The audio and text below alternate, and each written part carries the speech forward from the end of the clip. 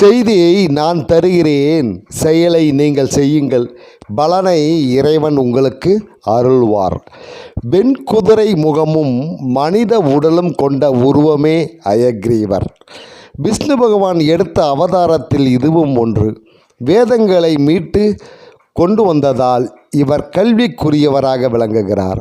இவரை வித்யாராஜா எனவும் அழைப்பார்கள். மாணவ மாணவிகள் இவரை புதன்கிழமை அன்று வழிபட்டால் படிப்பில் உயர்ந்தே இருப்பீர்கள்.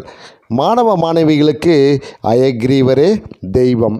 தினமும் பள்ளிக்கு சென்றவுடன் தன் இருக்கையில் அமர்ந்தவுடன் ஓம் ஸ்ரீ அயக்ரீவரே போற்றி, ஓம் ஸ்ரீ அயக்ரீவரே போற்றி, ஓம் ஸ்ரீ அயக்ரீவரே போற்றி என்று 3 முறை மாணவிகள் சொல்லிவிட்டு அன்றைய படிப்பை தொடங்கினால் ஒவ்வொரு நாளும் வெற்றிதான். ஆசிரியர் சொல்லிக் கொடுப்பது உங்களுக்கு நன்றாக புரியும்.